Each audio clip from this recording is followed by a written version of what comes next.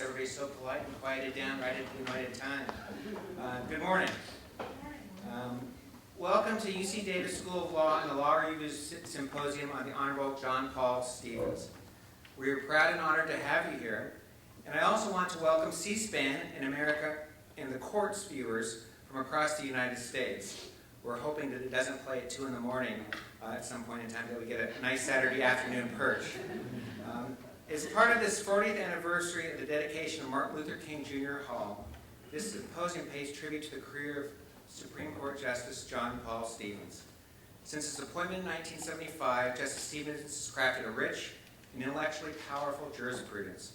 We are graced today with a wealth of the best and brightest legal minds in the country, many of whom served as clerks to the justice. They will analyze his work on the most difficult issues of our time, from terrorism to environmental protection, from statutory interpretation to administrative law. His remarkable jurisprudence and his role as the conscience of the Supreme Court richly deserves the careful study it will receive today. Now, we have an extraordinarily distinguished group of panelists, and I want to mention them at the outset and thank them all.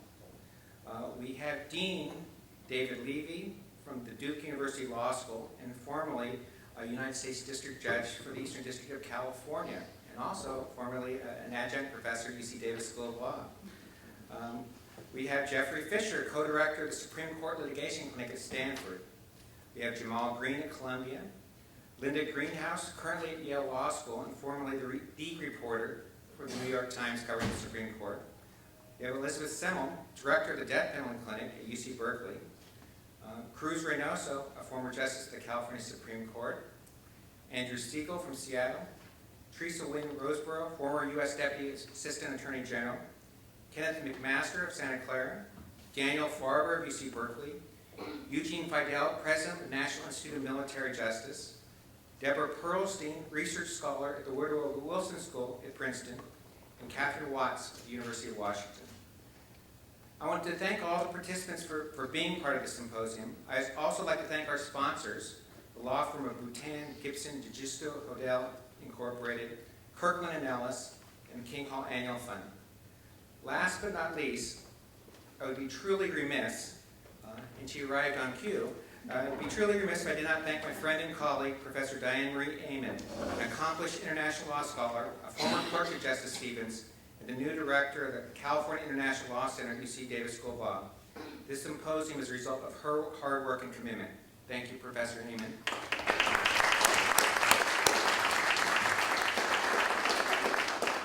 And without any further ado, we'll hear from Justice Stevenss.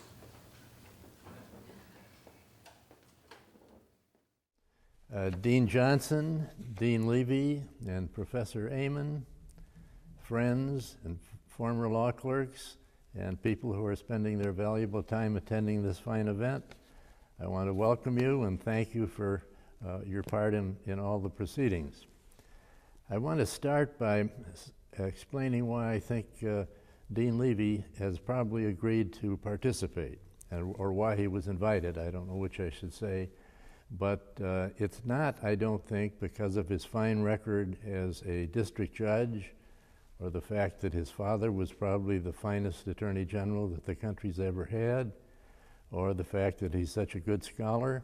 The truth of the matter is that Dean Levy served as a law clerk at the Supreme Court for Lewis Powell a good many years ago, and I think that probably is the factor that has qualified him for participating in this welcome event.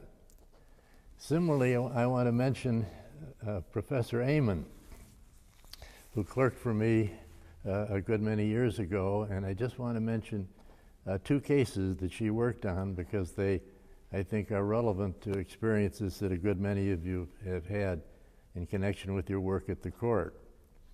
One of them, the Green against Rock Laundry, or I don't remember the exact name of the case, involved a scrivener's error involving the construction of a federal rule of evidence that permitted impeachment, if read literally, of a plaintiff in a civil case because it merely provided for discretion in terms of what the judge could do in regulating the trial for the defendant. And it's a case in which was a clear scrivener's error. and we had the problem of figuring out what Congress actually meant when they drafted and enacted the rule. And Diane did more work on the legislative history of that particular provision than I can remember any other clerk having to do, and we came up with a result that neither of us was happy with, but which we thought was actually what Congress must have intended in a very awkwardly drafted rule. And that was typical of the kind of work that she did.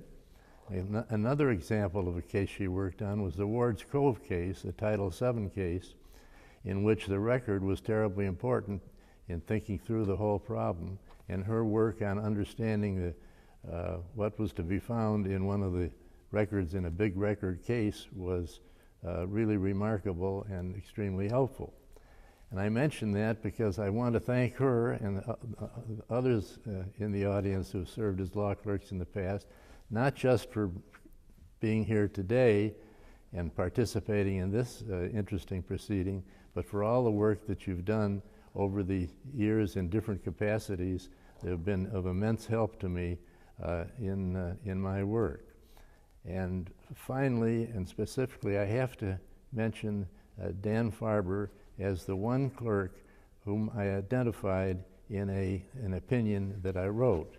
And I have before me the opinion in Hazelwood School District against the United States, 433 U.S., at page 318. I commend all of you to an examination of the footnote in that case, because I was talking about Dan. Again, I thank all of you for being here and for everything you've done for me in the past and for what you continue to do to serve our profession and our country as best you can. Thank you very much.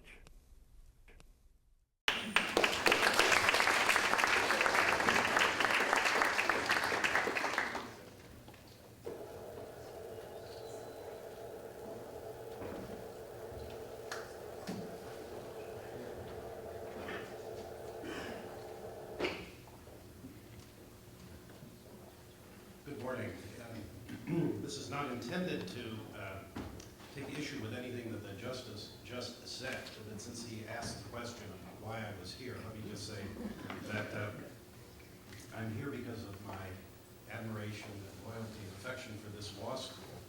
And I want to thank, on behalf of the panel, the law school, Professor Amon, Dean Johnson, and the members of the Law Review for inviting us here and being so hospitable. And then, like everyone else who's here in the audience and in the room, I'm here because of my deep admiration for Justice Stevens. He mentioned that there's something of a familial connection between the Levy family and Justice Stevens. I grew up in Chicago, as did Justice Stevens. We went to the same high school, but of course what's significant today is the fact that my father was Attorney General when Justice Stevens was appointed. And I remember at that time my father had been a law school dean, and he knew many prominent, eminent law professors at the University of Chicago and around the country, and many of them thought that this vacancy was something that they would very much like for themselves. And there was a good deal of pressure on my father at that time, and he because he knew so many of these people, and they were wonderful people, and they were friends of his. And he had a panel of law professors and others who were reading opinions by possible candidates, those who had been who were on the bench. And I remember him telling me that the opinions of John Paul Stevens, that Paul Bator had said to him, "Who is this judge on the Seventh Circuit? These opinions are truly wonderful. They're jewels." And so the appointment went forward, and I know that President Ford has said many times that it's one of the things that he did in office of which he is most proud. So it's a privilege to be here today. Our panel is to talk about Justice Stevens' concept of liberty, and it covers a great deal of ground because for Justice Stevens, the concept of liberty covers a tremendous amount of ground. He sees it as one of the elements of liberty is the right to be respected as a human being. And the right to be respected as a human being, as he sees it, covers a lot of territory, including a prisoner's control over his personal effects, a person's right to consult a lawyer and actually pay that lawyer a higher fee than a legislative cap might permit. And it covers, for example, the right to travel from one state to another. It covers, in Justice Stevenss' view, personal autonomy over one's physical body. It covers freedom from arbitrary government action and restraint. And we have a wonderful panel here this morning to discuss some of these aspects of liberty that are so important to Justice Stevenss and to his body of work. Our first speaker will be Linda Greenhouse, who is an eminence in the law. She is the Knight Distinguished Journalist in Residence and the Joseph M. Goldstein Senior Fellow in Law at the Yale Law School. As most of us know, from 1978 to 2008, she was the New York Times correspondent to the United States Supreme Court. Among her many honors, she has won the Pulitzer Prize in 1998 and the Goldsmith Career Award for Excellence in Journalism from Harvard's Kennedy School of Government. She's a member of the American Philosophical Society. She's a fellow of the American Academy of Arts and Sciences, and her biography of Justice Blackmun, Becoming Justice Blackmun, was published in 2005. The speaker after Ms. Greenhouse will be Professor Jamal Green. Professor Green is an associate professor of law at Columbia Law School, where he specializes in constitutional law and constitutional theory. He received his A.B. in economics from Harvard in 1999. He then was a reporter for Sports Illustrated for 3 years. With that preparation, he was ready for the Yale Law School, where he got his J.D. in 2005. I have a son at Yale, so that's just an in-joke. He was a very successful law student. He clerked on the Second Circuit with Judge Guido Calabresi, and then he clerked for Justice Stevenss in 2006. He's a prolific writer, and he is most recently published both in the Yale Law Journal and the Georgetown Law Journal. Professor Elizabeth Semmel, at the end of our panel, is a clinical professor of law and the director of the Death Penalty Clinic at the Berkeley Law School. Before that, she was the director of the American Bar Association's Death Penalty Representation Project in Washington, D.C. She's submitted amicus briefs in a number of critically important death penalty cases in the United States Supreme Court. She regularly writes and comments on issues that affect the rights of the accused in criminal cases, with a particular focus on those who face the death penalty. And seated next to me is Professor Jeffrey Fisher. Professor Fisher is an associate professor at the Stanford Law School, where he co-directs the Supreme Court Litigation Clinic. He's one of the leading Supreme Court practitioners. He has argued and won the cases of Blakely versus Washington and Crawford versus Washington, and those are just his most recent successes. After a Ninth Circuit Court of Appeals clerkship, he clerked for Justice Stevenss in 1998. Our order of battle here this morning is that each of our presenters will speak for 15 minutes on their topic, addressing some aspect of Justice Stevenss' view of liberty. And then we will have a bit of a discussion among the panelists, and we'll invite the audience as well to participate in that discussion. So we'll begin with Ms. Greenhouse. I'm delighted to be here. My topic is Justice Stevenss and abortion. And my challenge is to boil down a much longer paper into my allotted 15 minutes, and I'm going to rely on Dean Levy to give me a heads up as to how I'm doing about that. John Paul Stevenss was the first new justice to arrive at the Supreme Court after Roe against Wade. Not quite 3 years had passed between the decision in the abortion case and the Senate's vote of 98-0 on December 12, 1975, to confirm Justice Stevenss to the seat vacated by Justice William O. Douglas. The nomination had sped through the Senate. The vote took place after 5 minutes of discussion on the Senate floor, a week after the close of the 3-day confirmation hearing. And only from the perspective of today after Roe against Wade has for so long been the centerpiece of so many Supreme Court nomination and confirmation debates, does it appear remarkable that no senator asked the nominee a single question about abortion? Equally surprising today is the lack of appreciation generally of the significant role that John Paul Stevenss has played nearly from the beginning of his Supreme Court career in the court's developing abortion jurisprudence. So my purpose is a modest one. It's to give Justice Stevenss his due as a major contributor to the contours of the abortion right that exists today. Indeed, as an indispensable strategist in the preservation of that right at its moment of greatest need. Much of the evidence for my conclusion about this is hiding in plain sight in the pages of United States reports. For the backstory to the cases in which he participated, I've relied largely on the collected papers of Justice Harry Blackmun at the Library of Congress. And that essential resource enables us to track a relationship between the two justices that began in distance and some wariness and ended in a solid alliance in evolution that reflected Justice Stevenss' own deepening engagement with the right to abortion and his commitment to preserving it. From a pro-choice perspective, from Harry Blackmun's perspective, Stevenss' tenure did not begin auspiciously. Barely 3 months after he joined the court, the justices heard argument in Planned Parenthood of Missouri against Danforth, a challenge to one of the numerous statutes the states enacted in the immediate wake of Roe against Wade to limit access to the right that the court had announced. This Missouri law required a married woman seeking an abortion to obtain the consent of her husband and an unmarried woman under the age of 18 to obtain the consent of at least one parent. In an opinion by Justice Blackmun, the court declared the statute unconstitutional in all respects. Justice Stevenss agreed with the spousal consent provision, agreed that that should be struck down. But he voted to uphold the parental consent requirement. Quote, "The state's interest in the welfare of its young citizens is sufficient, in my judgment, to support the parental consent requirement," he wrote in his separate opinion.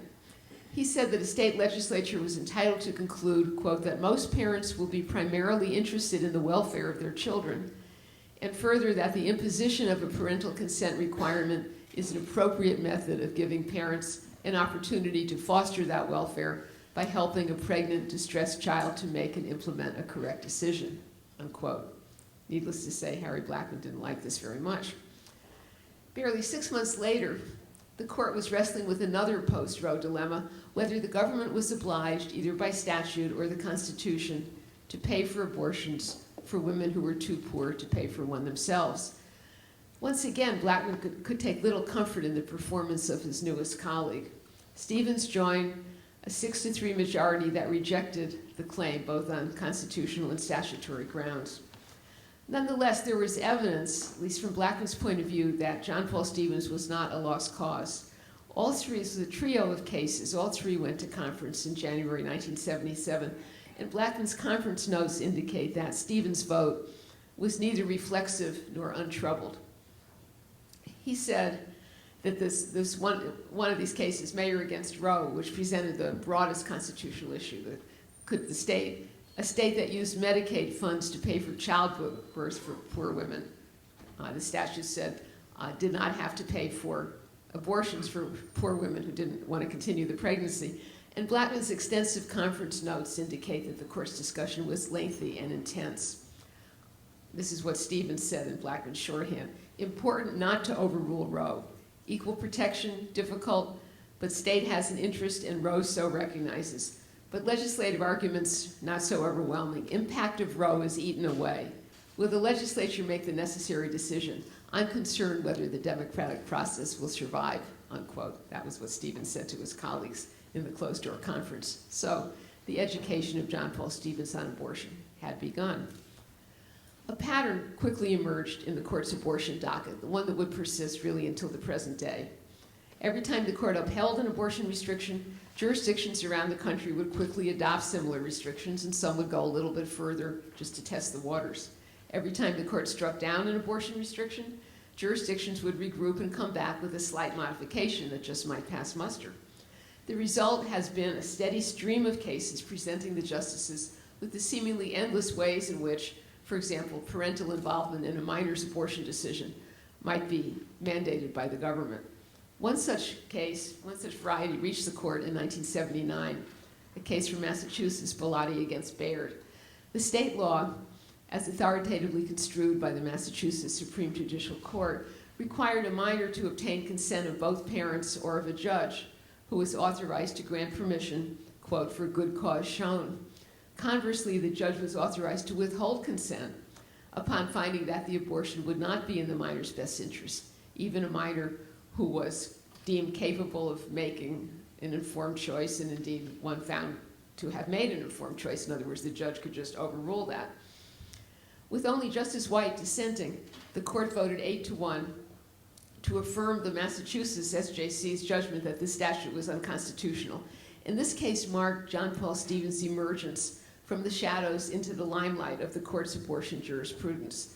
Justice Blackmun's notes from the conference discussion indicate that Stevenss was deeply interested in the case. Blackmun's transcription of Stevenss' comments is twice as long as that of any other justice. As the junior justice, Stevenss spoke last at the conference. I wrote in Danforth, that early Missouri parental notice case, he began, wasting no time in explaining how he proposed to reconcile that vote 3 years earlier with the one he was about to cast. He noted that while the Missouri law had required the consent of one parent, the two-parent law in Massachusetts was, he said, very, Blackmun's notes, DIF, so I don't know whether diff was difficult, different. In any event, he was clearly able to distinguish the two. Despite the strong majority for affirmance, the court didn't have an easy time with this case. Chief Justice Berger assigned the opinion to Lewis Powell, who circulated a lengthy draft indicating how a legislature might go about basically saving the statute, crafting a constitutional parental involvement statute. But Stevenss was not on board that. On June 7, 1979, Blackmun's law clerk on the case informed his justice of recent developments. Stevenss was circulating his own draft, the law clerk said, and it was a surprise. Stevenss was objecting to any form of judicial veto, disdaining any attempt to provide guidelines for the state in drafting a parental consent statute. The law clerk said to Blackmun, I understand from his clerk that JPS is not sure that a court should ever be allowed to determine whether a minor is immature or mature, and is not sure that a court should even be allowed to determine whether an abortion is in the best interest of an immature minor. The law clerk told Blackmun that there was movement toward the Stevenss approach of a narrow, clean, unobjectionable opinion. And the memo continued. I understand that there is considerable interest in the liberal camp, Justice Marshall, Justice Brennan, and now JPS, in the possibility of pulling 5 votes together behind JPS. John Paul Stevenss in the liberal camp, in the eyes of a Blackmun law clerk, certainly this was the real surprise. Undoubtedly, that judgment reflected not only the case at hand, but contemporaneous non-abortion developments within the conference. But the appearance of the word liberal in the abortion context within the Blackmun chambers was highly significant. Blackmun, along with Brennan and Marshall, did in fact migrate toward the Stevenss concurrence in this case. They abandoned the Powell opinion, sorry, Dean Levy, which thus became an opinion for a 4-member plurality. And Stevenss wrote, it is inherent in the right to make the abortion decision that the right may be exercised without public scrutiny and in defiance of the contrary opinion of the sovereign or of other third parties.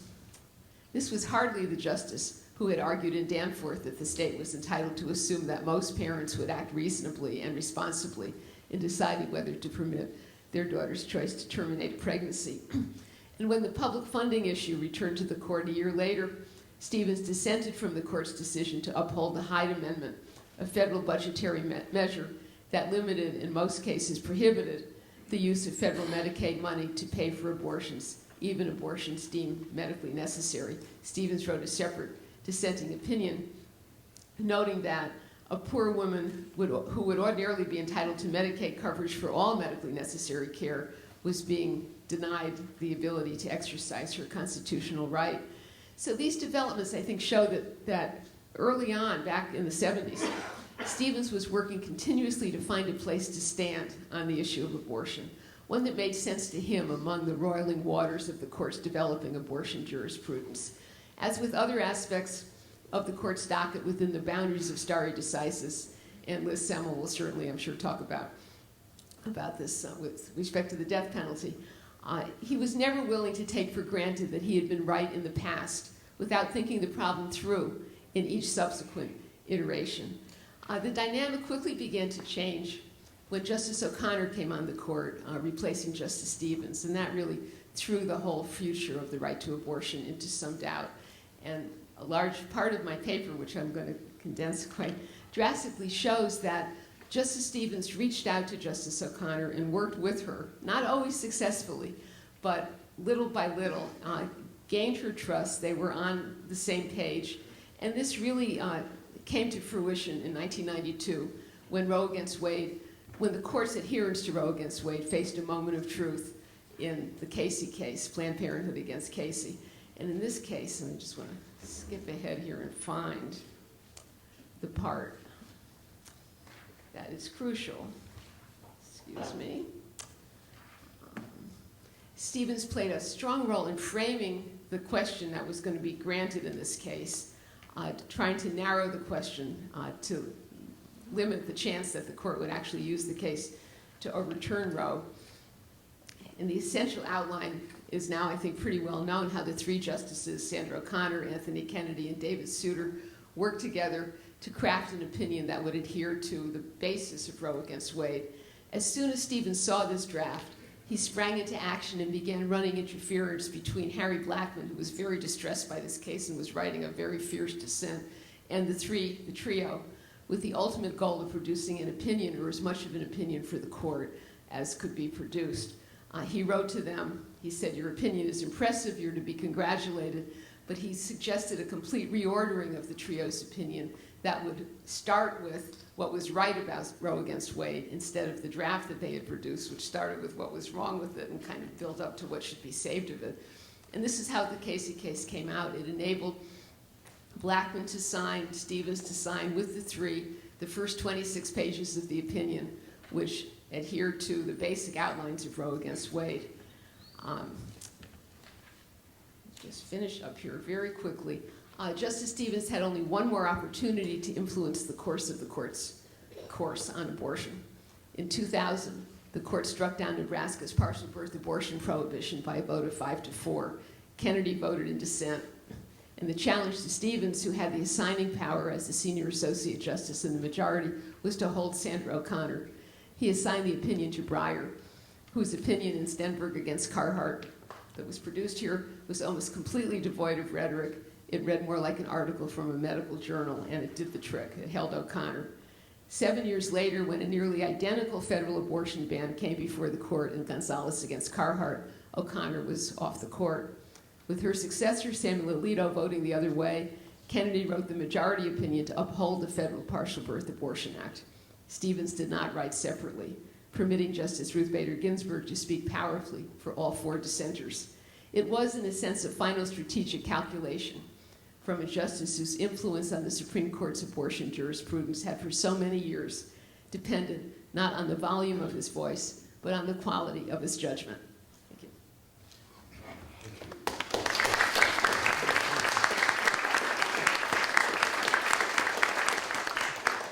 Professor Green. Thank you, and good morning, everyone. It's appropriate that Linda finished up with Gonzalez versus Carhart, as it will become evident that case is pretty important to what I'm talking about as well. I've titled my talk and the paper that will eventually emerge from it, The So-Called Right to Privacy. And my basic argument, it's kind of a quirky argument, is that although we still enjoy a number of rights whose origins lie in a constitutional right to what's been called fundamental decision privacy, there's no longer any especially relevant doctrine of constitutional privacy. I'm going to argue that this result, the erosion of the doctrine of fundamental decision privacy without much erosion in the content of the rights the doctrine is meant to protect, is precisely the result that Justice Stevenss has long advocated, and moreover, is precisely the result that those who would seek to protect those rights should want. I'll start with my basic premise that the doctrine of constitutional privacy has faded into something of an irrelevance. Then I'll talk a bit more about how that comports with the views of Justice Stevenss. And finally, I'll say a word or two about why I think this might matter doctrinally. The expression that is the title of the talk, The So-Called Right to Privacy. It first appeared in a New York Court of Appeals opinion called Robertson versus Rochester Folding Box Company. It wasn't about anything so grand as the right to make fundamental decisions about the intimacies of life. It was about a woman who was quite upset that her likeness had been used in an advertisement for a flour mill. And the New York Court of Appeals judge in that case wrote the majority opinion, Alton Parker. He used the expression, the so-called right of privacy, and it's noteworthy not so much because of the content of the right he was trying to protect, but because, at least for our purposes, he's the first in a long line of distinguished people to use that label, the so-called right, to describe or to demonstrate their distaste for the right to privacy. John Roberts, now Chief Justice of the United States, used the term in 1981 in a memo to William French Smith, who was the Attorney General at the time. Ed Meese's 1988 Justice Department Guidelines on Constitutional Litigation used the term, the so-called right to privacy. Justice Scalia used that term in his dissenting opinion in Lawrence versus Texas. And believe it or not, our beloved Justice Stevenss used that term in a 1975 opinion he wrote for a panel of the Seventh Circuit in Porter versus Fitzgerald versus Porter Memorial Hospital. I want to suggest that in large part because of Justice Stevens' work on the court, the right to privacy now exists more in these kinds of criticisms and dissents than it does in majority opinions. Now, when I say that, I don't mean that there's no constitutionally relevant right to privacy. Of course, the right to prevent unauthorized use of one's likeness or image, the right to be free of government eavesdropping, the right to associate without unjustified governmental interference. These are still things that are, at least the latter two categories, are still constitutionally protected to some degree or other in the Fourth and First Amendments. That's not quite what I'm talking about. I also don't mean that the concrete substantive rights that we get from the right to privacy, sort of paradigmatically, the right to an abortion, the right to contraception, the right to, broadly speaking, a private consensual sexual relationship in the home, that these are not, I don't mean these are not protected. They certainly still are. But my submission is that they're not protected because of a constitutional right to privacy, at least not anymore.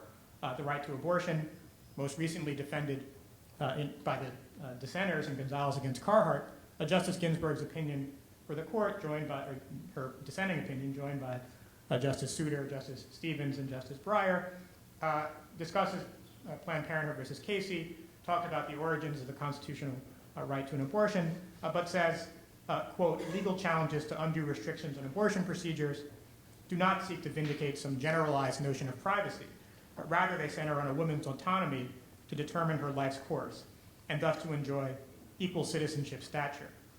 The other kind of big category of cases that are paradigmatically associated with the constitutional right to privacy, what might be called the right to sexual privacy cases, the most prominent, most successful being Lawrence against Texas, also don't, at least anymore, speak in terms of privacy. Bowers versus Hardwick, which Lawrence overruled, spoke about the right at issue in that case as an aspect of privacy. Justice White's majority opinion in that case. Justice Blackmun's dissenting opinion in Bowers versus Hardwick began by saying the case, quote, is about the most comprehensive of rights and the right most valued by civilized men, namely the right to be let alone. Here echoing the famous formulation from the 1890 Harvard Law Review article of Samuel Warren and Louis Brandeis, and that was about the privacy tort.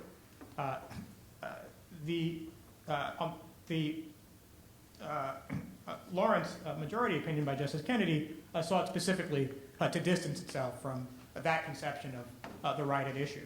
Justice Kennedy's opinion rather studiously avoids referring to the right at issue in privacy terms, and he cites favorably not to Justice Blackmun's dissenting opinion from Bowers, but to Justice Stevens' dissenting opinion.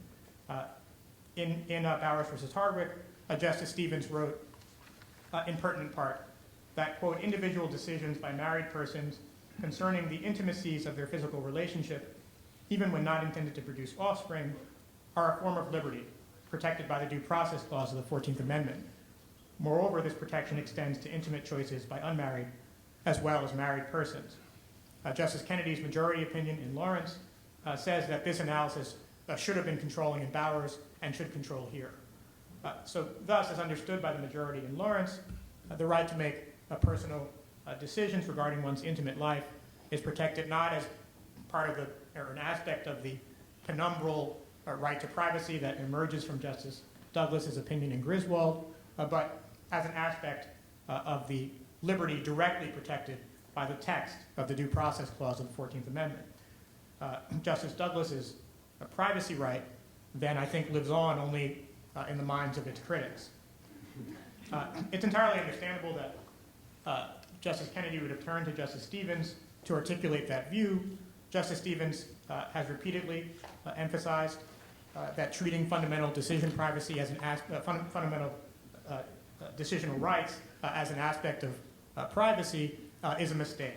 And in that opinion in Fitzgerald versus Porter Memorial Hospital for the Seventh Circuit in 1975, this was a case having to do with whether a husband had a right to be present in the delivery room for the birth of his child at a public hospital, and Justice Stevenss offered his view of what he then labeled the so-called right to privacy.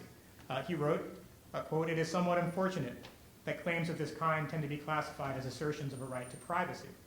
For the group of cases that lend support to plaintiff's position do not rest in the same privacy concept that Brandeis and Warren identified in their article in the 1890 edition of the Harvard Law Review.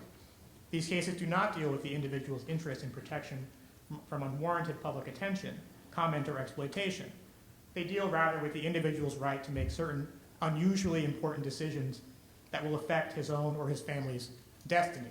And that destiny term ends up showing up in the court's abortion jurisprudence later on. On this view, it is not merely that invoking the right to privacy seems like a bad fit for the rights at issue, but in fact that the right to privacy, or speaking in privacy terms, kind of trivializes the right at issue. Justice Stevenss has said elsewhere, and Dean Levy referred to this earlier, that the right to liberty protected by the liberty of the Due Process Clause of the 14th Amendment is the right to be respected as a human being. He said that, for example, when he delivered the Cole Lecture at the University of Miami in 1986. That idea informs his view that certain liberty rights, certain aspects of liberty, are inalienable. And so, in Justice Stevens' view, substantive due process doesn't necessarily deserve the oxymoron label that it's acquired. Our freedom to make life choices that are vital to our self-definition is an aspect of our humanity in Justice Stevens' view, and since government did not provide those rights, government cannot take them away. Substantive due process, he said in that Cole Lecture, means, quote, that individual liberty is primary. The government has to prove itself. I had thought it self-evident, he said, dissenting in 1976 in Meacham versus Fano, that all men were endowed by their Creator with liberty as one of the cardinal unalienable rights. It is that basic freedom which the Due Process Clause protects, rather than the particular rights or privileges conferred by specific laws or regulations. And that view that fundamental life decisions are protected not by a kind of penumbral right to privacy, but directly by the text of the Due Process Clause, is ironically the view taken by Justice White in his concurrence in Griswold versus Connecticut. And the reason it's ironic is because Justice White was, of course, staunchly opposed to the right to an abortion and the right to what he called in Bowers, the right to homosexual sodomy. Justice White's opposition to the rights that are, I think, currently protected by the liberty interest that Justice Stevens identified is, I think, important from a political economy perspective. I think it demonstrates something about the politics of methodology and the politics of substantive rights. The right to an abortion is supported by pretty decent majorities of the American people. The right to a private, consensual sexual conduct in the home, whether or not it's supported by majorities, doesn't have, at least any longer, a serious mobilized opposition. But the right to privacy, on the other hand, has been a source of political mobilization, particularly on the right. It was famously demonized by Judge Bork during his confirmation hearings in 1987. The notion of unenumerated constitutional rights has been the target and the foil, really, against which the textualist, originalist, methodological movement, of which Justice Scalia is part, has defined itself. And so I would suggest that protecting the right to an abortion and the right to sexual intimacy in the home without doing so under the rubric of privacy ends up both methodologically and substantively getting Justice Stevenss right about where the American people are. I want to finish up by saying a couple of words about why I think this might matter. The difference between Justice Douglas's opinion in Griswold and Justice White's opinion in Griswold is subtle, and so it might seem perhaps a bit naive to suggest that this kind of small difference in constitutional doctrinal language would actually drive substantive rights in any way. And I agree that ultimately the sorts of rights that get protected by the Supreme Court are going to be determined by the political will of the American people and not by these sort of subtle doctrinal moves. But I do think that how one frames rights that one seeks to protect does matter a bit. I think it matters to the pace of change, and I think it matters to the institutional source of change. And so let me just take a couple of quick examples where I think framing might matter with respect to privacy versus liberty. The first is same-sex marriage, which is obviously a significant topic here in California as well as throughout the nation. The right to marry the partner of one's choice is quite an awkward fit for a constitutional right to privacy, if for no other reason than that marriage is emphatically non-private, and that's sort of part of the reason why there's so much controversy about this issue. But I do think that Justice Stevenss's the way in which he articulates substantive due process fits quite comfortably with protecting the right to marry the partner of one's choice. The other example cuts the other direction. There's a circuit split presently between the 5th and the 11th circuits over the constitutionality of laws that prohibit the sale of sex toys. Now, that sort of issue, to the extent that one believes that there is a right to either purchase or use sex toys, I think fits more comfortably with the language of privacy than with the language of liberty. And indeed, I think it would rather trivialize the right recognized in Lawrence to apply it effortlessly to a right to use or to purchase sex toys. And sometimes I think that would demonstrate that sometimes a right can be strengthened by not extending it to something else.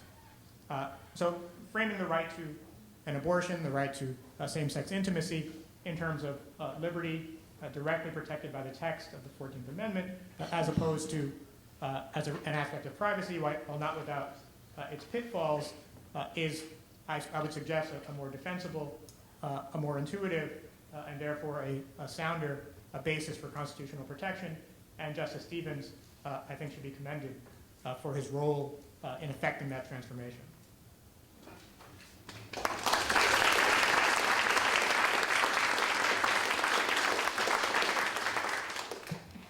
Now we shift our gaze from personal autonomy as an aspect of liberty to freedom from undue or unreasonable restraint as an aspect of liberty in Justice Stevenss' jurisprudence.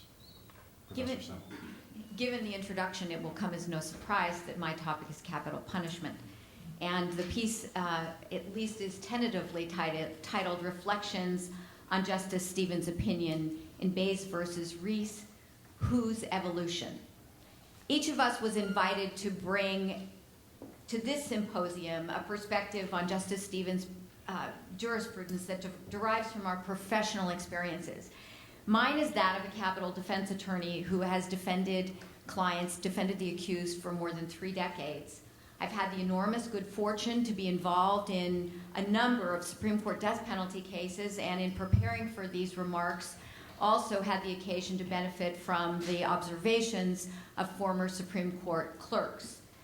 And in my teaching role, I must confess that I've had the occasion to become more reflective about the arc of capital punishment jurisprudence. Nonetheless, I continue to view opinions in death penalty cases through the lens of an advocate in at least two respects. First, I ask whether the decision advantages or disadvantages my clients. And second, I consider whether or not it advances the goal of abolition and addresses other broader systemic deficiencies that are in some form embedded in capital cases such as race discrimination, denial of adequate counsel, and barriers to justice.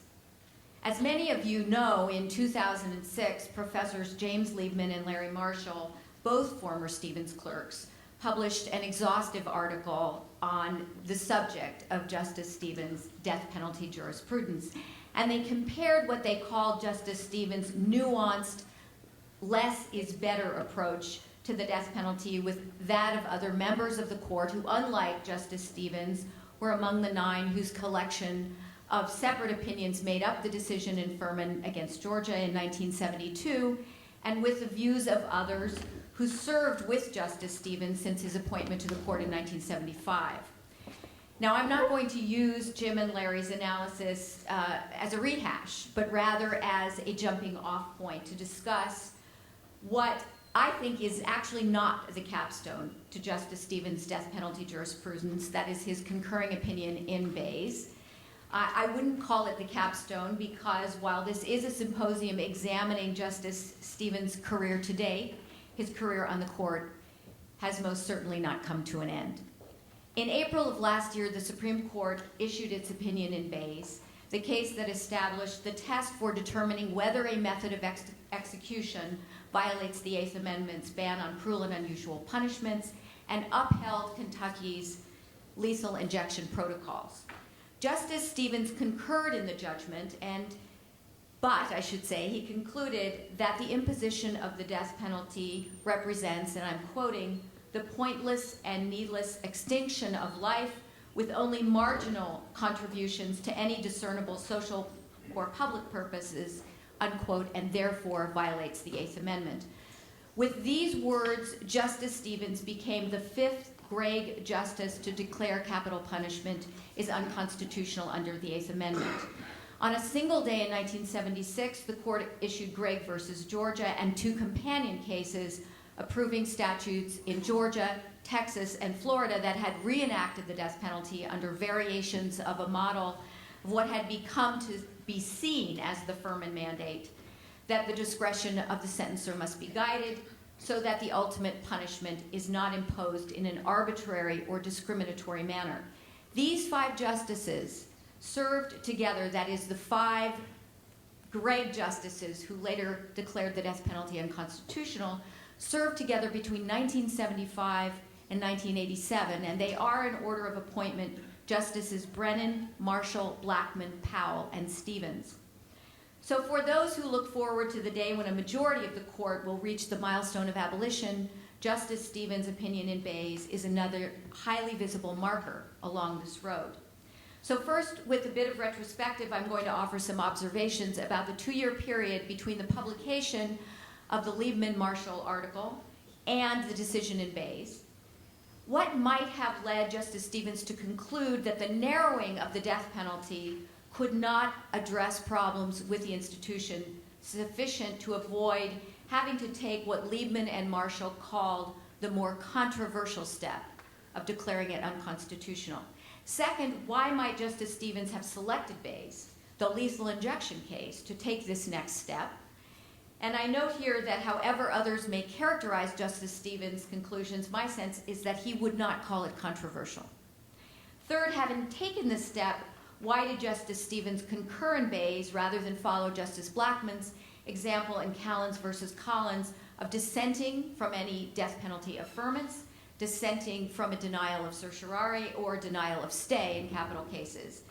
Justice Stevenss knew, of course, that his concurring opinion, the outcome in Bays, put both petitioners closer to execution.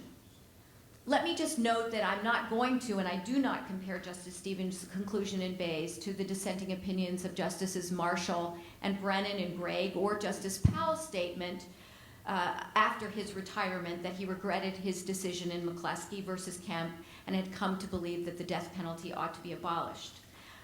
I was going to say that time permitting, I'll discuss some of the broader implications of Justice Stevenss' concurring opinion, but I think that time will not permit.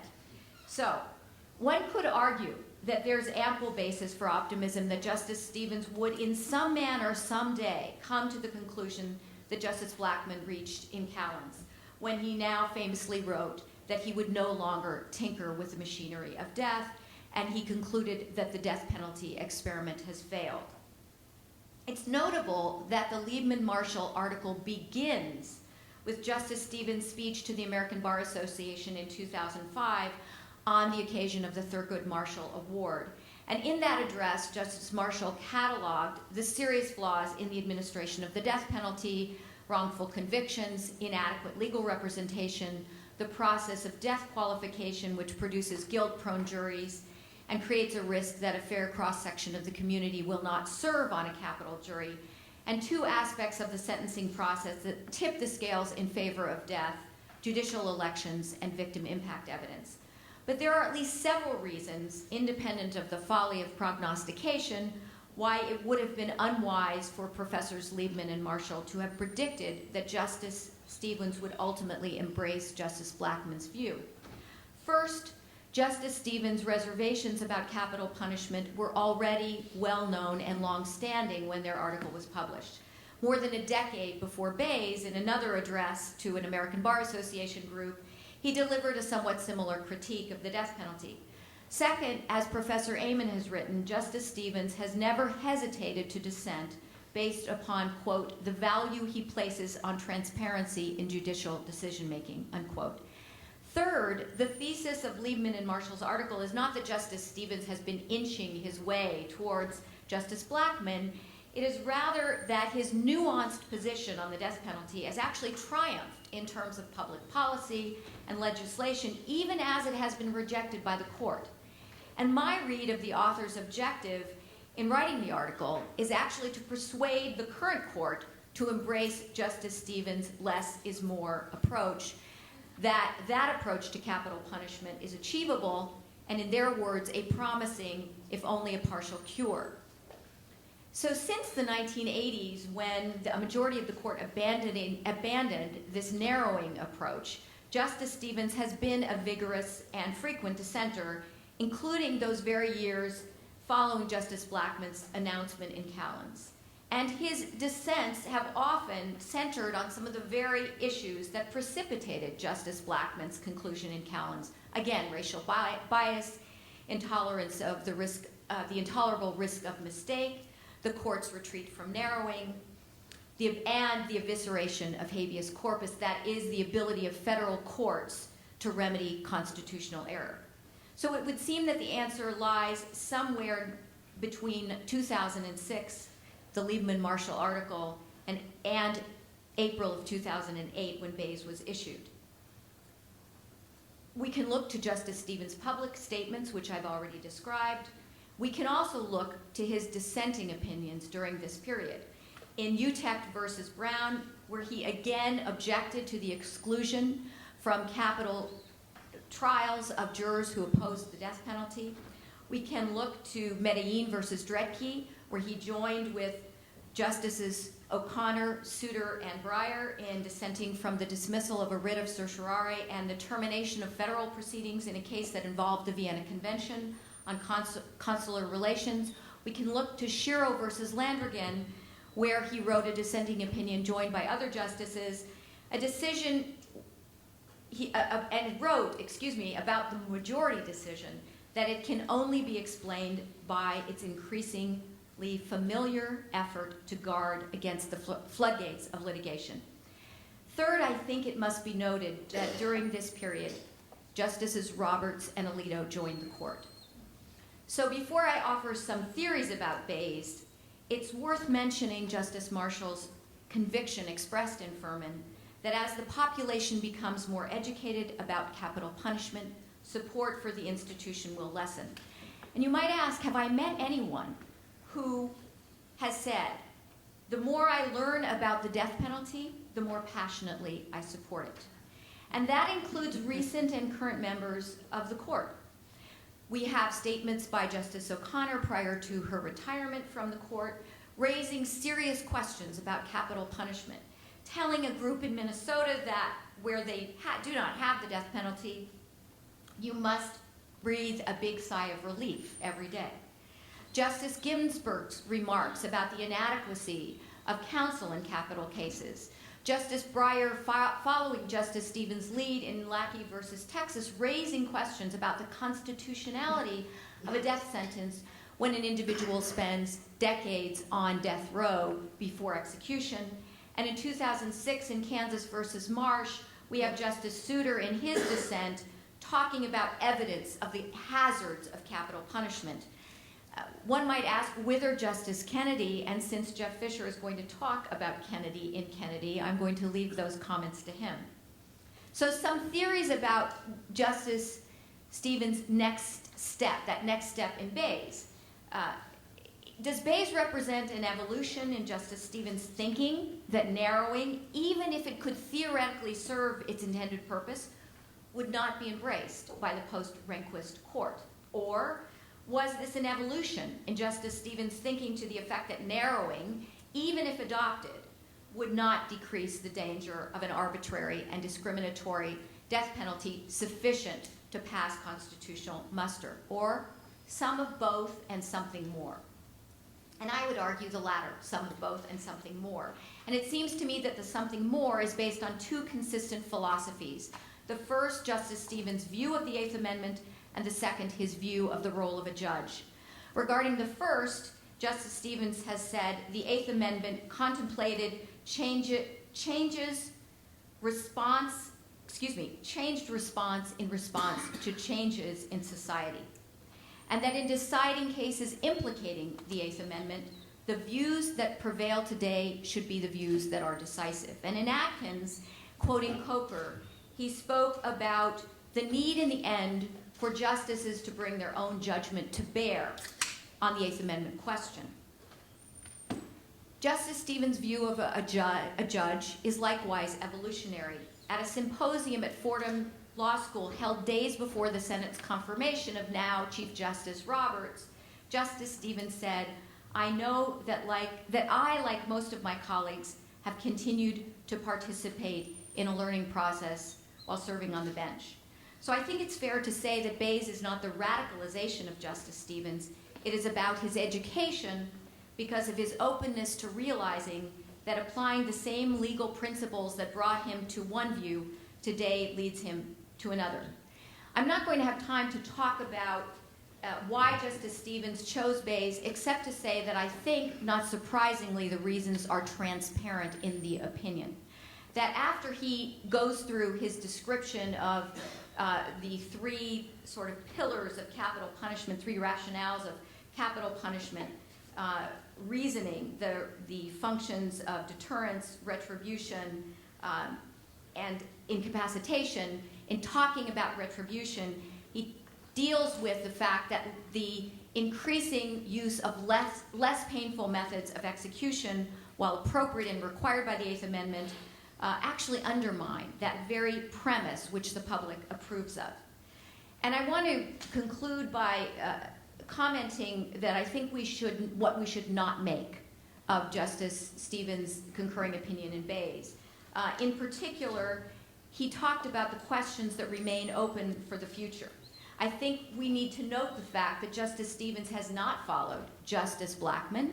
He has not dissented from denials of stay. He has not dissented from denials of cert, though that is not his want. And he has not even dissented in cases where he agreed with the judgment, such as Kennedy, but would have, if he were Marshall or Brennan, dissented based on his conclusions about the death penalty.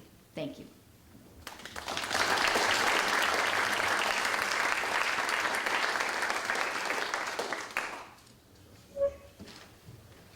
Thank you. It's a wonderful privilege to be here today and to get to spend a day thinking about Justice Stevens and honoring his work.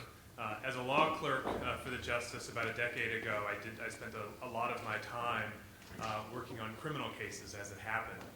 which turned out to be a tremendously formative experience for me, and one that continues to this day with my work both as an academic and as an advocate on criminal procedure and criminal justice issues in the court.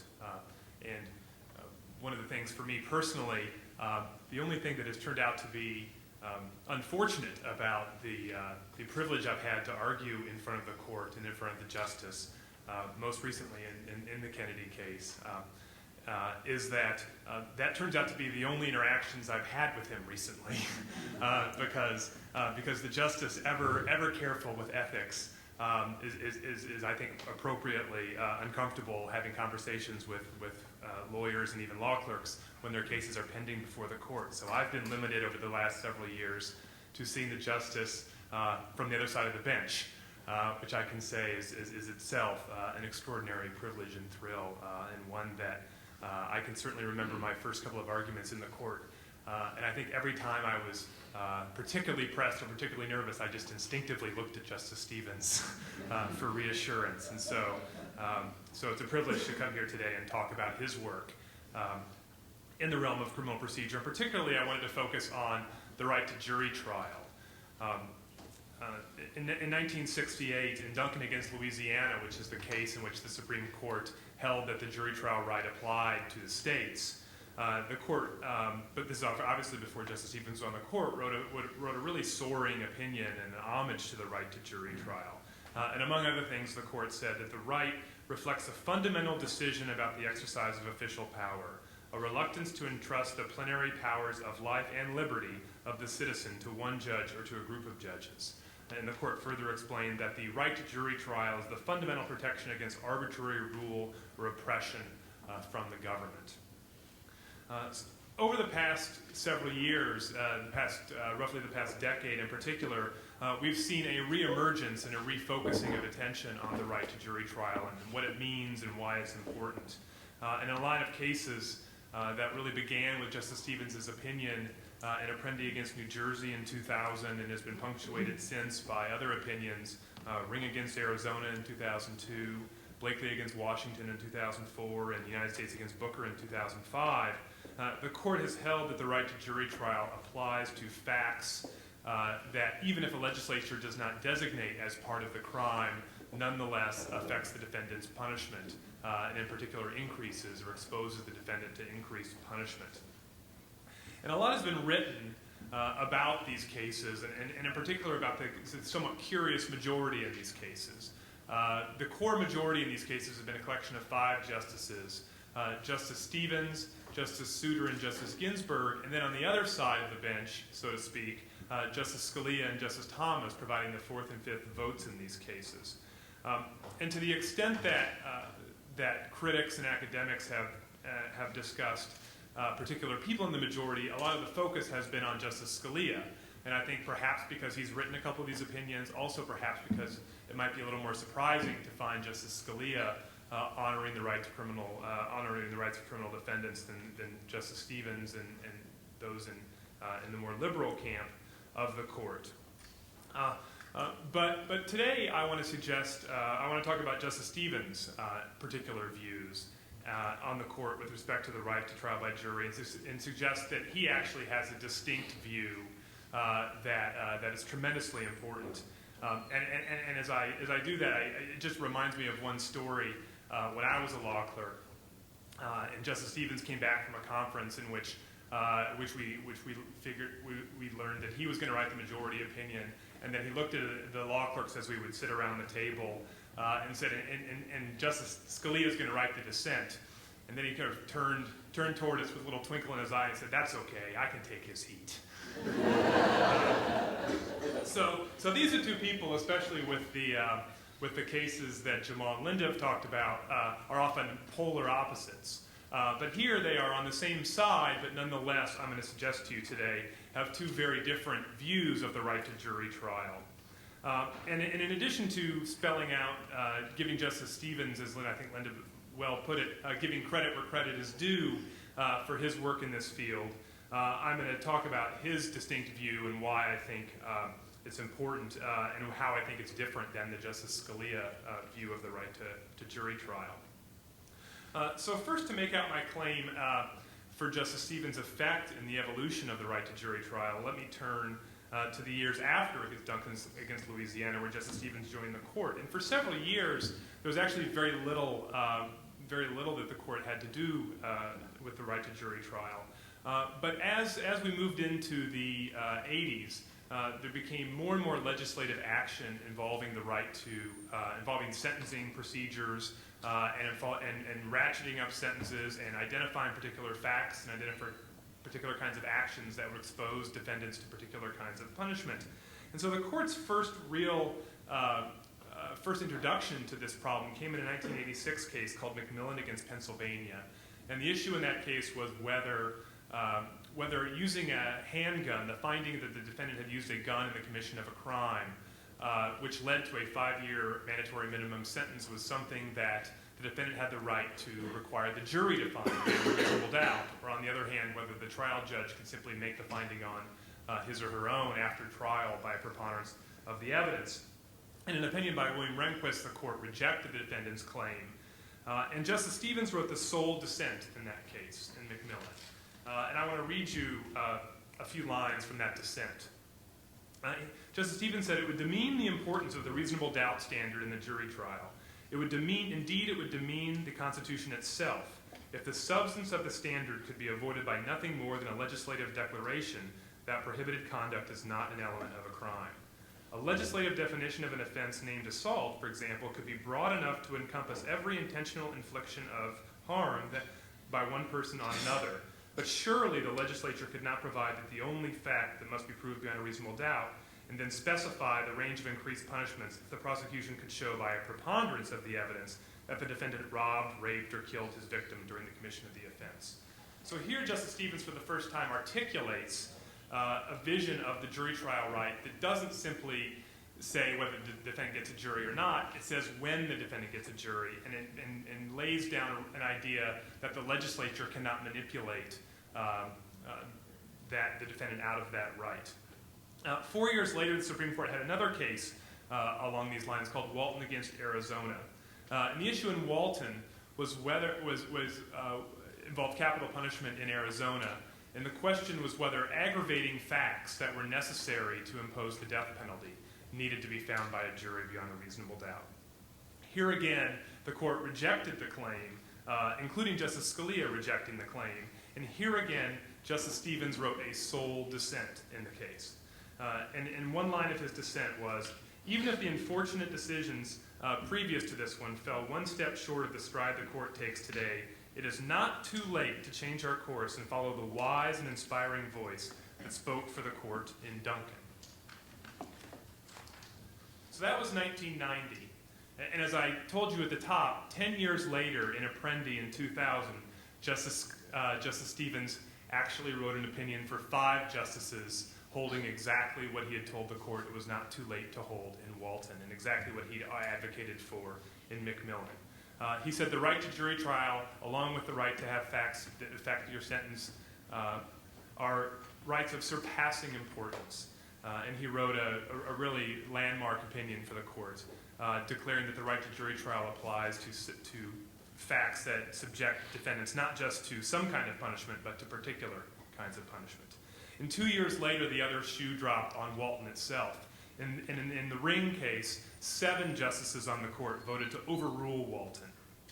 And in thinking about this, it reminds me of the stories that many of us heard from the justice himself on the court, and that we've heard in the popular press about William Rehnquist when he joined the court at a similar time as Justice Stevenss, and how he was often what was called the Lone Ranger, writing solo dissents on the court in 8-to-1 cases that later Chief Justice Rehnquist, as the chief, was able to put together majorities for the views that he espoused in solo dissents in his early days on the court. And here we have an example, and I think a rarely thought of example, of Justice Stevenss doing exactly that. And if I could give Justice Stevenss a special piece of credit for this, I think we could give him a special credit for achieving that, not with much help from appointments from presidents. This was true power of persuasion within the court, not simply a change of personnel on the court. And in following Ring in 2004 and 2005, the court brought this right to full fruition in Blakely and the Booker cases, applying the right to jury trial to sentencing guideline regimes. Now, even though I just said the court really articulated on some levels a robust right to jury trial in the Booker and Blakely cases, Booker being one that Justice Stevenss wrote and Blakely being one that Justice Scalia wrote, there's nonetheless a strong criticism that is often voiced not just in the dissents in these cases, but also in the press and the academy and among lawyers, that the right to jury trial as it exists even in these newer cases is still not all it claims to be.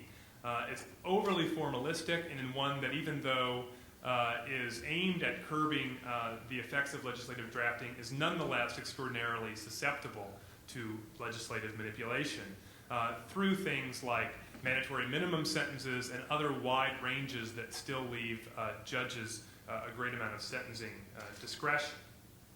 And I think the principal case that gives rise to this criticism is one that the court decided also in 2004, Harris against the United States.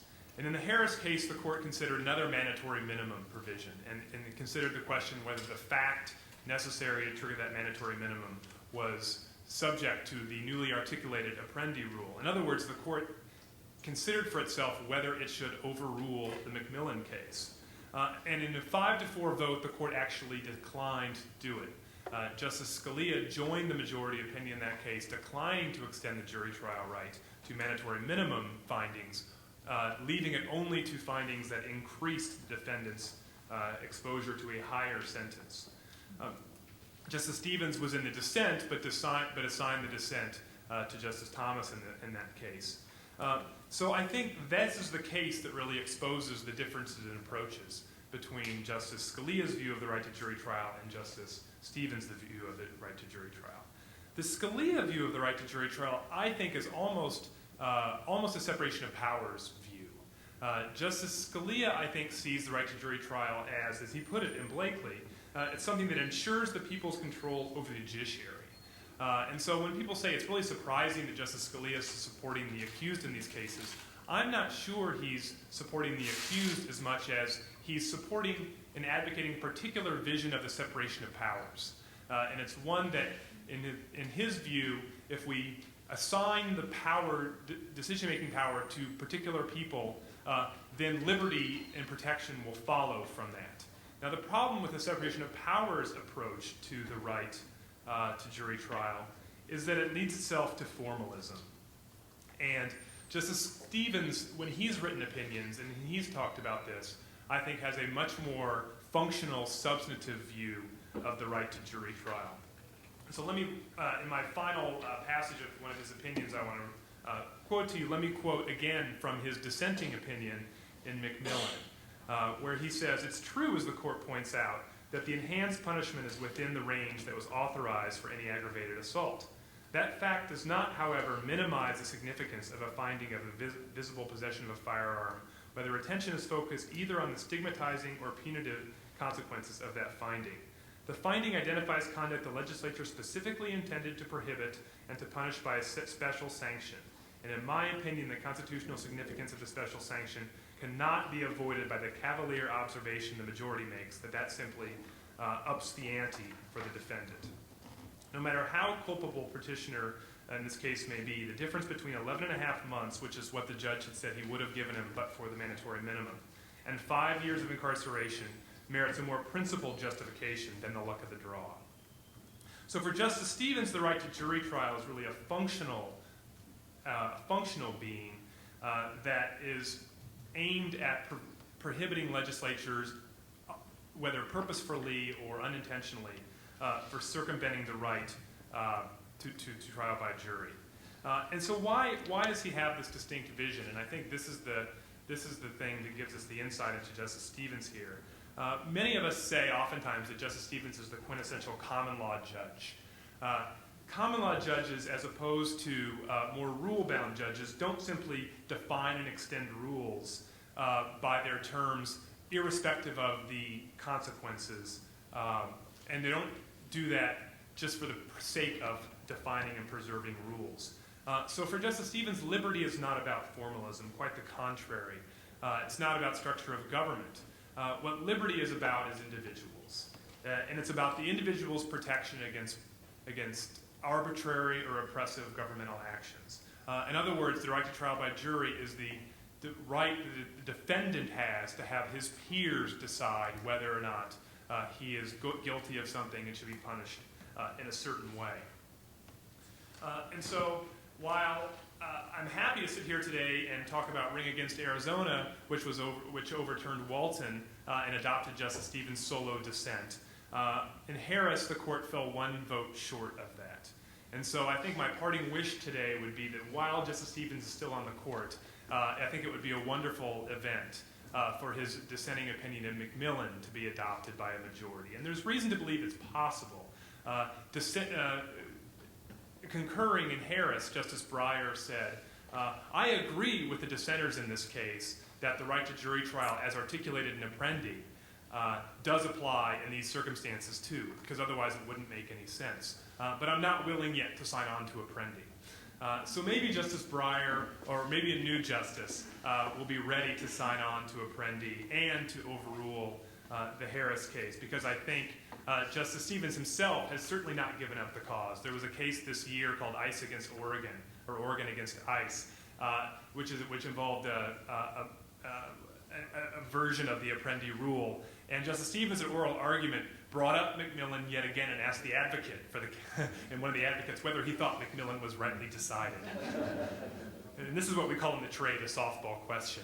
But the advocate gently said, no, it would be wonderful if the court overruled McMillan. And so I'll leave you with the wish that while Justice Stevens is on the court, maybe that'll actually come to pass.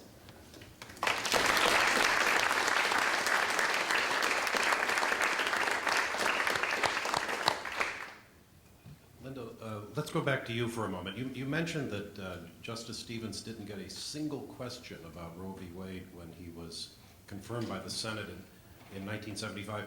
Is that consistent with your understanding of what was going on at the period, or was that anomalous? What is your view?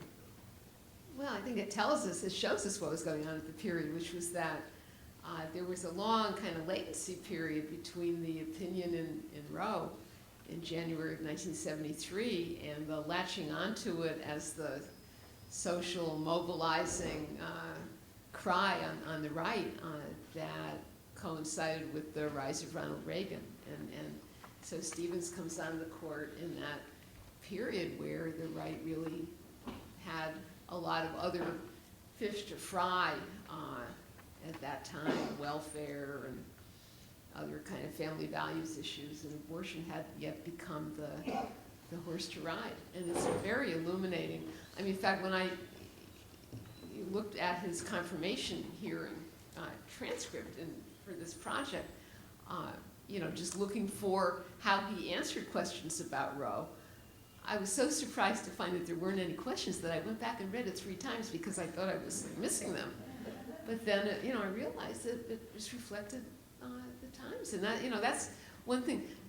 I'll just elaborate it for a second. That people kind of diss the Senate confirmation hearings for judicial nominees because they're so kind of scripted and formulaic, and these days you never get an answer and so on. But they really are a window into the issues that are motivating the politics of the country at any one time, because that's what the senators' questions reflect. So that tells us that abortion was not one of those issues in 1975. I think I'm correct in stating that he also didn't get a single question about capital punishment in his confirmation hearings, and he's written about the fact that he didn't get a single question on that subject.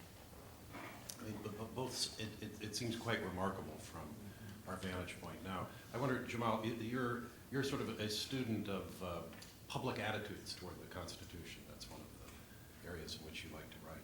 I mean, do you have reflections on how it was that the sort of the opposition to abortion built up steam, and whether your view that the basing the right in part on a right of privacy may have contributed to the opposition? Interesting. Well, I think that there are a whole host of factors that I think led to the uptick in, or the I think association of the abortion right with evangelical Christianity, which I think, and the political mobilization of that group didn't happen quite as much until the 1980s. But I also think that methodology in itself became a strategy of the right during the 1980s. And I think it was, the Federalist Society is part of that. I think the Justice Department made a series of quite deliberate decisions about, rather than, you mentioned using confirmation hearings as a window into what society is thinking about. When you look at Justice O'Connor's hearings in 1981, they were talking all about jurisdiction stripping and the constitutionality of jurisdiction stripping. They weren't talking about these sort of methodological battles that happened much later, because the strategy for attacking the Warren Court, basically, or the Warren and Burger courts, was different at the time. And so I think somewhere in the mid-1980s, enough people on the right sort of settled in a strategy of attacking those decisions using a strategy of methodology. And so the right to privacy, although certainly it had been attacked before, it was attacked by John Hart Ely in his famous article right after Roe versus Wade. But there was mobilization around originalism and around textualism that I think made the right to privacy. It weakened it even among its proponents, including or its putative proponents like Justice Stevenss and other people in the kind of liberal camp. Just to go back to you, Linda, for a moment. Some of the writing about the Supreme Court, some of the popular writing, tends to argue, at least rhetorically, that the court is secretive and the hearings of the court are not televised. But in fact, as you've discovered, the papers of the court actually are remarkably available. I mean, the fact that you have this, you have the Blackmun papers, and that they cover actually fairly recent events on the court, and that the court, of course, has to explain itself in written opinions. In one sense, I think you could make the argument that the court is one of the most transparent institutions of government that we have. Well, yes. I mean, I've actually argued that for quite a while, that the court's the only institution that really does have to explain itself. And, if you look at Congress, where agendas just disappear if you turn your eyes away, and no fingerprints are left on anything, and nothing happens at the court except that they have to sign their name to it. But there are not going to be another set of papers like the Blackmun papers contemporaneously available. I mean, what was remarkable about the Blackmun papers, under the terms of his will or his deed of gift to the Library of Congress, the papers were going to be open 5 years after his death, and he lived for 5 years after he retired. So it was a 10-year lag, and what was remarkable about that 10-year period was, other than Stephen Breyer replacing Harry Blackmun, there was no turnover on the court. And so when the papers opened in 2004, it was the same court.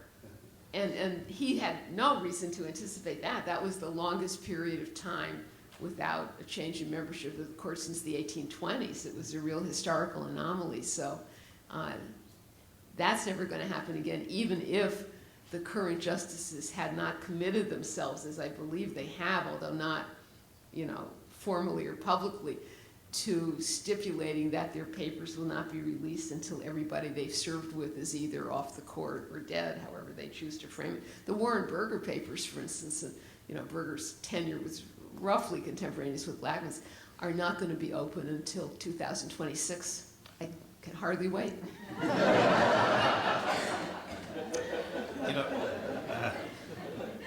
When I was clerking, it never occurred to me that memos that I wrote to Justice Powell would find the light of day. And then I read an article by you on Plyler versus Doe, in which you're citing to a memo that I did write to the justice. Oh, the Powell papers are great. I mean, Washington Lee built a whole wing of their library for the Lewis Powell papers, and it's hard to get to because it's hard to get to Washington Lee, but that they are. I mean, I recommend it to anybody who's interested in recent Supreme Court history. That is a great set of papers.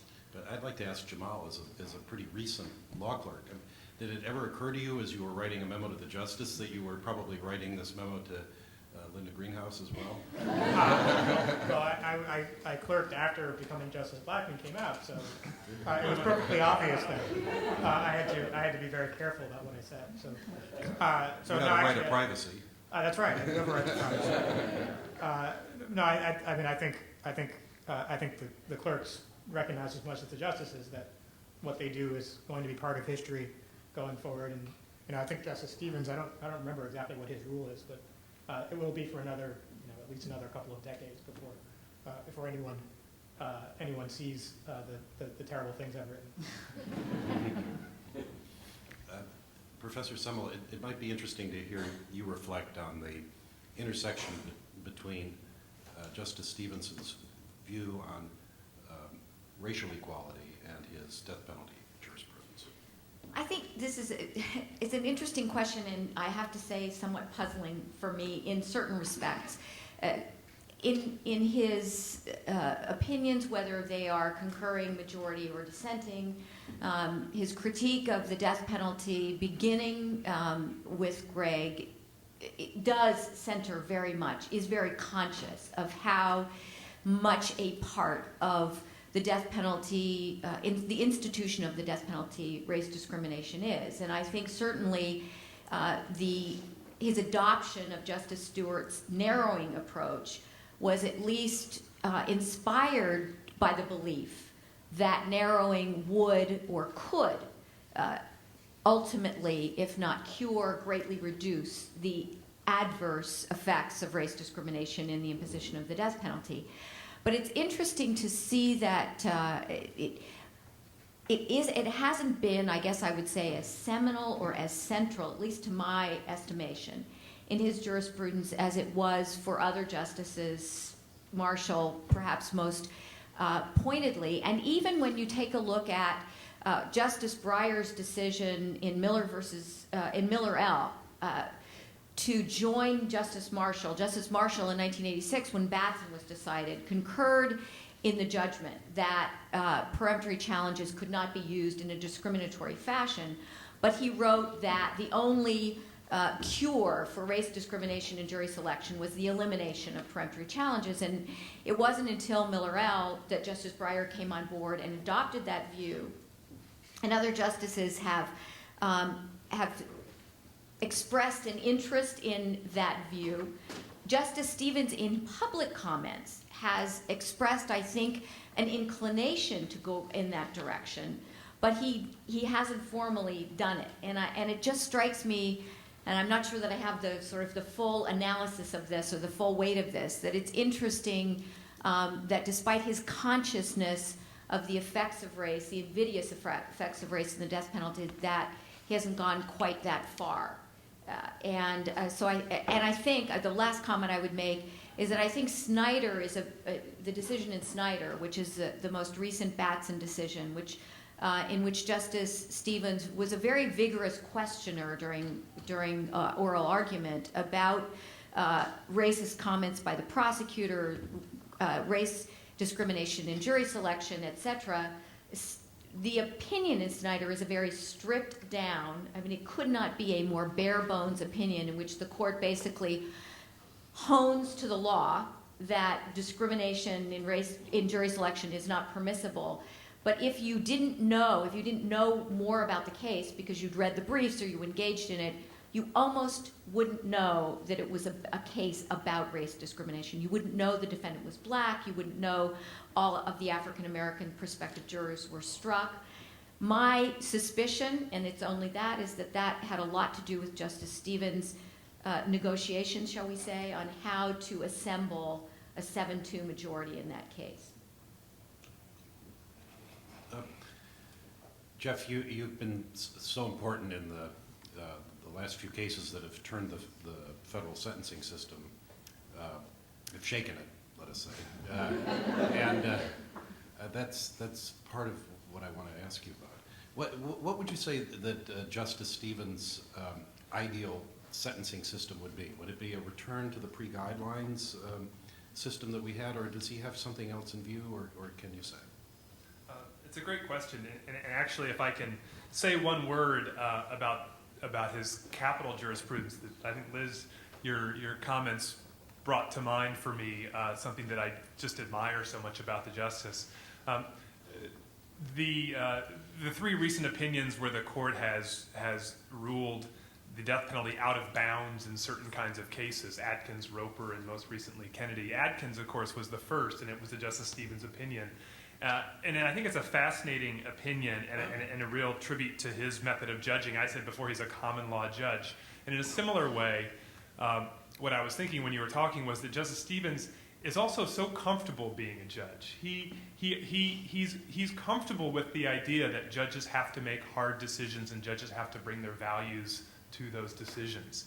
And having litigated the Kennedy case most recently, and I sort of read the text of the Eighth Amendment about 500 times before you go up with the argument, it says it prohibits cruel and unusual punishment. And if there's ever a clause in the Constitution that actually invites judges to bring their own values and what they think the society values are to decision making, it has got to be the Eighth Amendment. I mean, there are some provisions of the Constitution that are fairly plain on their face, and I think you can argue need to be interpreted apart from the judge's own views. But the Eighth Amendment seems, at least on some level, in some way, to invite judges to use their own views of the world. And what's interesting to me, and I think Atkins is the first opinion that I think, at least in the modern court, where the justices actually embraced that concept of the Eighth Amendment. And I think Justice Stevens, while as I said earlier, gaining plenty of heat from the other side of the bench for doing that, I think not only felt justified doing so in the text of the amendment, but I think just really feels comfortable doing that. I think it's a tribute to his method of judging. So the question about the current, the non-capital sentencing regime, in particular in the federal courts, and what Justice Stevens would like to have. Of course, I don't know. He told us to some degree, at least starting from a system of guidelines, how he would like to use that system.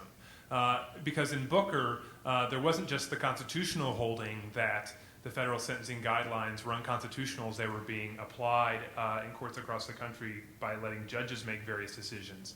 There was also the part of the Booker that said, what are we going to do about it? And here, Justice Stevens actually found himself in the minority. And the majority of the justices, led by Justice Breyer, decided to make the federal sentencing guidelines advisory. And so we now have a regime where they need to be consulted but not necessarily followed. Justice Stevens said what he thought should happen as a remedy for the constitutional violation was we should just leave the guidelines in place but have the jury have juries make the findings that trigger the various upward and downward adjustments under the guidelines. And so I think that there again, Justice Stevens is putting his faith in the jury as a bulwark between the individual and between judges, or between the individual and between government. And so I think that there's something powerful that he would like a sentencing regime that does separate certain kinds of conduct and certain kinds of offenses. So we give sentences to offenders based with more particularity on the kinds of conduct they committed, but we assign to jury the task of making those threshold findings, not to a court. But at the same time, I can't say with a lot of confidence that if he were a legislator, that he would draft that kind of a system. He's certainly said as a judge that if a legislature came and adopted a system where wide ranges, like the previous federal sentencing regime, where wide ranges were allowed and it was really up to the judge to decide what sentence was most appropriate within that range based on whatever facts the judge deemed appropriate, that at least he's unwilling as a matter of constitutional law or as a judge to invalidate that kind of a system. Justice Stevens has said, and he said this actually in a footnote in Apprendi, and he's talked about in other places, that he would rely on the political process to address a situation like that. And so I think that's an example of Justice Stevens as he's called himself on various occasions as the conservative judge, the sort of small c conservative of I'm not going to go out of my way to impose what I think is the ideal system on everybody else. So just to follow up on that a little bit, what we have in the federal system, and I think if you were describing it, the statistics I'm sure would bear me out, is we don't have a jury system. We have a plea bargaining system, and I wonder whether, and that's the true background on which this debate occurs. And there's a sense in which the debate, I don't want to say it's irrelevant, but this background is what's critical, at least if one is concerned about the main case, the average case, the typical case, because the vast proportion are not going to get to a jury one way or the other. And I wonder, does Justice Stevenss, in any of his opinions or in any of his extra judicial writings, has he ever reflected on the plea bargaining system and how that diminishes the role, but both of the jury and to a degree of the judge as well? Yeah, it's a great question, and one that I think I have to say I'm not familiar with any writings or public comments that Justice Stevenss has made about plea bargaining, at least not in this context. I suppose if he were asked, one thing he might answer is that plea bargaining, of course, happens in the shadow of the law, and to what would be required if the case went to trial. And so I think one answer is by giving the defendant the right to at least in the plea bargaining process say, well, if you're going to want to get me sentenced for that too, you'd have to prove that to a jury, rather than being, I think, a slightly weaker situation of saying, I don't think I should be punished for that, but I realize it would be up to the judge. Then I think you might say that even though, as you say, 90+% of these cases are resolved by plea bargains, it might be that defendants in a system where they have the right to jury trial for the various findings are able to use that jury trial right as a bargaining chip and a lever to get more appropriate plea bargains. There are a lot of judges in the room, and I don't know whether they would agree with me or not, but when I hear you say that the jury in a sentencing proceeding would be the bulwark behind which a defendant could secure his or her rights as against the judge, this sounds odd to me, and it's not. I mean, we all have our own view of the world, I suppose, and our view of how criminal litigation operates. But I would say that that's probably not a tension that I've either witnessed as a prosecutor or as a district judge. I would think, and the reason I asked the question about the more open-ended system is in a more open-ended system, the judge frequently exercises a degree of mercy, or may take a chance on a defendant because the defendant has put on a certain amount of information. It might not rise to the level of preponderance, but it seems in the circumstances reasonable to rely on. Whereas the more you legalize that and make it part of a adversary presentation to a fact-finding body, I think you might lose something very, very significant from the point of view of a defendant. Well, I want to be clear that I certainly, in my work, have never advocated sentencing by juries.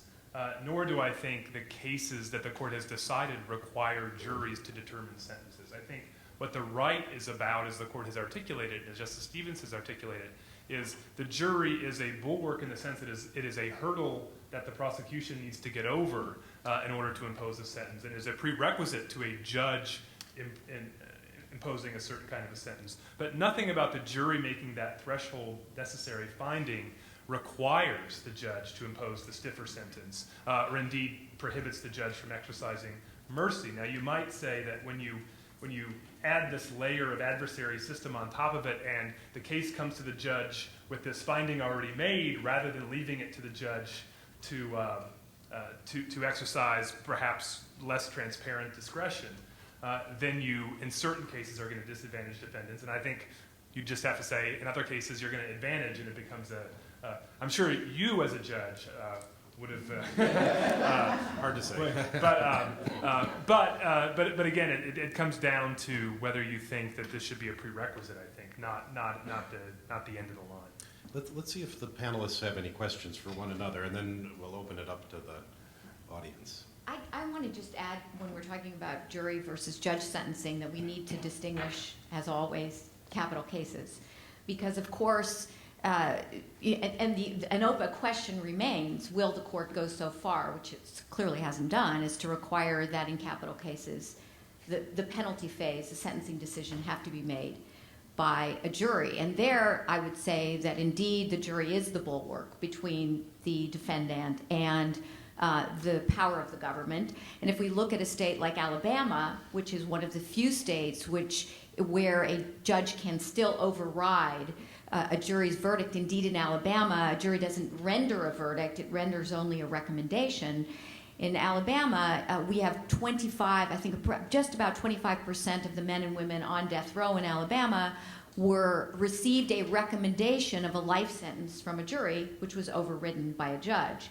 And one of the things that Justice Stevenss has written about, I think so eloquently and passionately in his opinions, in his critique of the death penalty, has been the role that judges have played in the deprivation of fundamental rights, that is, judge sentencing has played in the deprivation of fundamental rights in the death penalty context. I just had a quick question for Liz, actually, having to do with just your instincts about Justice Stevenss's the view he articulated in Bays and how it would look like, what it would look like going forward. If you actually had a case in which a petitioner in a capital case actually, let's say the court grants a question presented that actually has the constitutionality of the death penalty in it, and it is argued in the briefs and at oral argument. I mean, I can understand why, for prudential reasons, why Justice Stevenss would not necessarily take the same position as Justice Marshall and Justice Brennan and Justice Blackmun in terms of dissenting from denials of cert and dissenting from stays. There are other considerations, equitable considerations, and so forth. But if it were actually squarely presented to him, I don't know from his opinion in Bays what the answer to that is, and I just wonder what your instincts are. Well, from his opinion, I mean, he says very clearly in Bays that he defers to the precedent of the court, and he is very much a judge who has put a great deal of value and weight on precedent. And so I think it was very intentional in Bays, even though his conclusion was clear, and even though I think one could make the argument that it was the moment to dissent, that he did not because of precedent. So I guess I would say I remain hopeful but not optimistic that he would necessarily take the Blackmun step. And one reason, which I am really ill-qualified to speculate about, but others I think have alluded to, is that he continues to be an active member of the court and that he continues to play an active role in the conversations on the court, in the shaping of majorities, etc. And so I would simply raise a question to which I don't know the answer, how much he would feel that his influence, were he to take the Blackmun step, and Blackmun took that step very shortly before his retirement, would diminish that influence. Now, that is a very sort of pragmatic analysis, but I think it's probably, I would suspect it's one that he's thought about more than once. Actually, can I pick up on that? And I was going to ask Linda a question. A lot of your paper and some of your writings in the later years in the Times talked about Justice Stevenss as the strategist on the court, putting together majorities and working behind the scenes. And of course, there's another view of Justice Stevenss, particularly when he went on the court, which was in some ways the opposite. It was Justice Stevenss, the independent thinker, and this is sort of the transparency view of I'm just going to say what I think and I'm not going to try to mold my view or mold others to like it. And so I guess my question for you is, do you think Justice Stevenss has, in a sense, evolved in that sense of his behind-the-scenes workings in the court, perhaps as he's risen up towards the current position of senior associate justice? Or do you think Justice Stevenss was to some degree misunderstood in his earlier time on the court? Well, of course, this raises the whole fascinating question of, do justices evolve on the court and in what ways? And with respect to Justice Stevenss, has he changed? He says not. He will say publicly, I haven't changed, the court's changed around me. So it's a kind of a dynamic process. But yeah, I mean, I think a couple of contingent factors. I mean, both becoming the senior associate justice, so having the responsibility for assigning an opinion in which the chief is in the minority, and the moving to the right of the court as a whole. I mean, it's Justice Stevenss who's made the observation that in modern, I forget how long back he goes, 25 years, every justice who's filled a vacancy has been to the right of the justice whose vacancy they filled. So he's responding to that, and I think his sense, I mean, it's reflected in his response to the abortion cases. He's not only a common law judge, he's a common sense judge. He's a common sense person. And when he sees things just kind of running off the rails, I think he, calls on his great intelligence and care to try to bring things back to some kind of mainstream. And so I think all of those factors did lead to a change in his own conception of his role. And I wanted to ask you a quick question. So there's a chain of cases between Apprendi and Booker, right? So Apprendi says, I think there's a footnote or a passage or something in Apprendi that says, of course this doesn't apply to the death penalty, right? So then we get Ring against Arizona, which overturns Walton and does apply the Apprendi principle to the death penalty. And there's a footnote in there that says, of course this doesn't apply to guidelines. So then you bring up Blakely against Washington, the state guidelines, and the court says, of course, we're only dealing with state guidelines. And then, of course, you get Booker and the federal guidelines. So when Justice Stevenss conceived of and wrote Apprendi, did he have all of this in view, or was this just the common law at work? If I were to guess, I would say that Justice Stevenss was well cognizant of the road ahead when he did what he did in Apprendi. And of course, in Apprendi itself, he had the particular challenge of getting around Walton because it was a precedent. So when they said this doesn't affect the death penalty, in a sense, that was a stare decisis comment as opposed to the other ones you've made. But I think that Justice Stevenss has well appreciated, I think as his early dissents in Walton and Macmillan show, he's well appreciated what he viewed as the ultimate appropriate arc of this right. And then once you get past Apprendi and Ring, I think each of the footnotes you're talking about are just the court taking one step at a time, realizing that each of those steps themselves are fairly significant steps, and we're gonna reserve each subsequent question for the next case. Okay, we have time for one short question and one short response, so make it a good one. Yes, sir. Please stand. Thanks. It has to be short, John. All right. Linda, would you remark upon one contribution of Justice Stevenss to the jurisprudence of abortion that hasn't been mentioned, that starting with Thornburg in '86 and most clearly developed in Webster in '89, he called attention to the religious cast of claims of state interests in fetuses before viability? Yes, it's in my paper, but I left it out. So, as mentioned in Thornburg in '86 and then Webster in '89, the Webster decision involved a Missouri statute that had a preamble that said life begins at conception. And the majority in Webster, the plurality in Webster, Rehnquist says, well, we pay no attention to that. That's just, verbiage. And Justice Stevenss says in his opinion in Webster, we've got to grapple with that. It's in the statute, and it's a governmental embrace of a particular religious orientation toward the meaning of life, and that violates the Establishment Clause. No one ever joined him on that, but it's a really provocative, interesting, and I think very useful framework for looking at this issue. Well, let us thank our wonderful panel.